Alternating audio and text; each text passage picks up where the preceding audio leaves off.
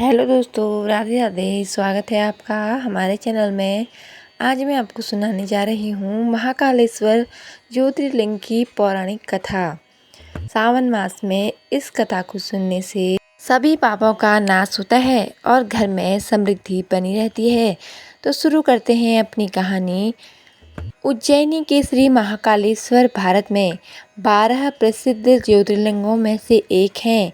यह परम पवित्र ज्योतिर्लिंग मध्य प्रदेश के उज्जैन नगर में स्थित है। पुण्य शिला शिप्रा नदी के तट पर स्थित उज्जैन प्राचीन काल में उज्जैनी के नाम से विख्यात था। इसे अवंतिकापुरी भी कहते हैं। यह भारत की परम पवित्र सप्तपुरियों में से एक है। महाभारत शिव पुराण एवं स्कंद पुराण में महाकालेश्वर ज्योतिर्लिंग की महिमा का पूरे विस्तार के साथ वर्णन किया गया है। इस ज्योतिर्लिंग की कथा पुराणों में इस प्रकार से वर्णित है। कथा को पूरा जरूर सुनिएगा। प्राचीन काल में उज्जैनी नगरी में राजा चंद्रसेन नाम के राजा राज करते थे। वह परम शिव भक्त थे।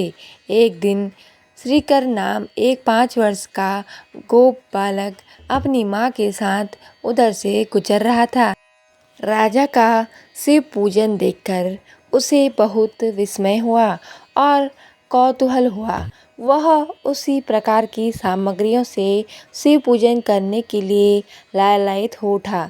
सामग्री का साधन न जुट पाने पर लौटते समय उसने रास्ते से एक पत्थर का टुकड़ा उठा लिया। घर आकर उसी पत्थर को शिव रूप में स्थापित कर दिया। पुष्प चंदन आदि से परम श्रद्धापूर्वक उसकी पूजा करने लगा। माँ भोजन करने के लिए बुलाने आई, किंतु वह पूजा छोड़कर उठने के लिए तैयार ही नहीं था। किसी भी प्रकार को वह तैयार नहीं हुआ। अंत में माता ने गुस्से से पत्थर का वह टुकड़ा उठाकर दूर फेंक दिया। इससे बहुत दुखी हुआ वह बालक जोर जोर से भगवान शिव को पुकारता हुआ रोने लगा। रोते रोते अंत में बेहोश होकर वहीं गिर पड़ा। बालक की अपने प्रति यह भक्ति देखकर भोलेनाथ शंकर अत्यंत प्रसन्न हो गए।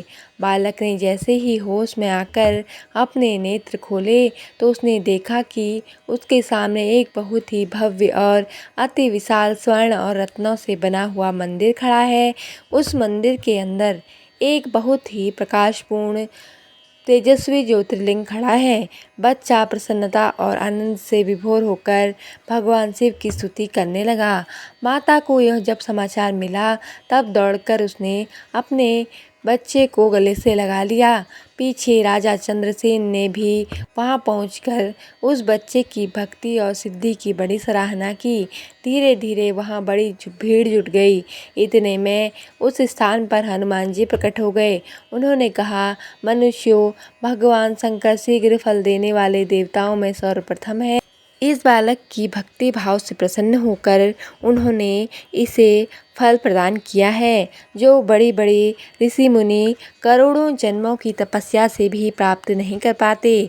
इस गोप बालक की 8वीं पीढ़ी में धर्मात्मा नंद गोप का जन्म होगा। द्वापर युग में भगवान विष्णु कृष्ण अवतार लेकर उनके वहाँ तरह तरह की लीलाएं करेंगे। हनुमान जी इतना कहकर अंतर्ध्यान हो गए। उस स्थान पर नियम से भगवान की शिव आराधना करते हुए अंत में श्री गोप और राजा चंद्रसेन शिव धाम को चले गए। इस ज्योतिर्लिंग के विषय में एक दूसरी कथा इस प्रकार कही जाती है। किसी समय अवंतिकापुरी में वेद पाठी तपोनिष्ठ एवं एक अत्यंत तेजस्वी ब्राह्मण रहते थे। एक दिन दूषण नामक एक अत्याचारी असुर उनकी तपस्या में विघ्न डालने के लिए वहां आया। ब्रह्मा जी से वरदान प्राप्त कर वह बहुत शक्तिशाली हो गया था। उसके अत्याचार से चारों ओर त्राहि त्राहि मची हुई थी। ब्राह्मण को कष्ट में पड़ा देखकर प्राणी मात्र का कल्याण करने वाले भगवान शंकर वहां प्रकट हो गए। उन्होंने एक ओंकार मात्र से उस दारुण अत्याचारी दानव को वहीं जलाकर भस्म कर दिया। भगवान वहाँ हुंकार सहित प्रकट हुए, इसलिए उनका नाम महाकाल पड़ गया। इसलिए परम पवित्र ज्योतिर्लिंग को महाकाल के नाम से जाना जाता है। उज्जैन में रात में किसी और राजा का रुकना मना है। कहा जाता है कि यहाँ कोई भी राजा, मंत्री या नेता रात को नहीं रुक सकते। इसलिए माना जाता है कि उज्जैन के लोगों का कहना है कि यहाँ केवल एक ही राजा है और वो है बाबा महाकाल। इस ज्योतिर्लिंग को छूना या दूध दही चढ़ाना प्रतिबंधित है।